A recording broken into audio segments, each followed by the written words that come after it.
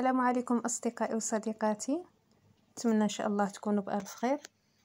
جيت نشارك معاكم اليوم الدجاج مقلي بالدنجال، ودابا نمشيو للمقادير وطريقة التحضير. حبيباتي، باش نصوبوا الدجاج مقلي بالدنجال عندنا باش غادي نبداو بزويته هي الاولى. بسم الله. زيت العود من طبيعة الحال، واحد المغرفة كبيرة. عندي مليحة والخرقوم والسكينجبير. عندي الثومة،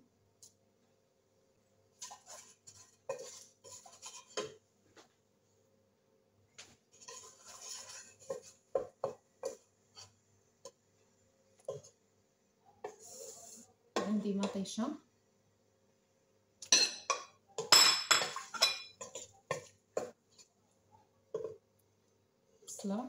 بصلة مشنفة طويلة،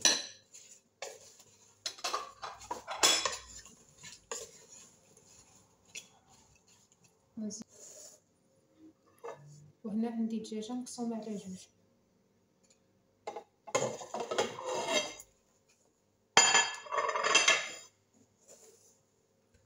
غادي ندير شوية ديال الماء،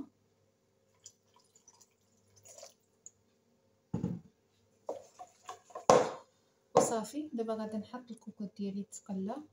هاد شويه الماء هو اللي غادي نطيبو به الدجاجه، حيت واش غادا ندير العافيه مهيله غادا تطلق الماء راسها. دابا كيف كتشوفوا الدجاجه طابت، غادا نجبدها باش نخلي هذيك المريقه تغمر. كيف كتشوفوا انا طيبتها غير في داك الكويس ديال الماء، ولكن درت لها كاس صغيور ديال الماء، كاس ديال اتاي، ولكن حيت درت لها البوطه قليله طلقات الماء. هادشي علاش نتوما ديروا غير شويه ديال الماء وديروا البوطه قليله.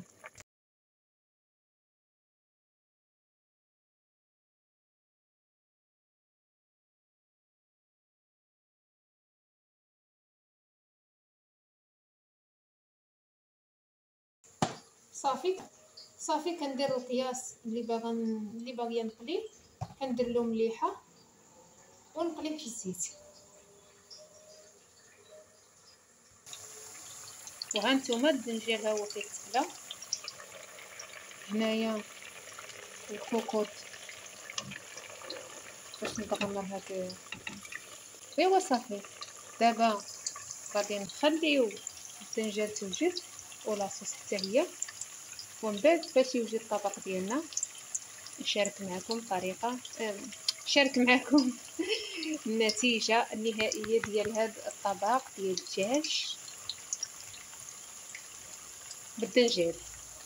هنا الدنجال معصتو كثرتو من الزيت، حاولت نجحرو شويه.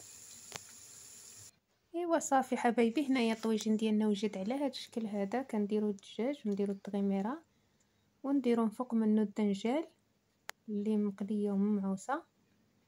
وبهذا حبايبي كيكون الفيديو ديالي ديال اليوم وصل للنهايه ديالو. خليتكم على خير، السلام عليكم.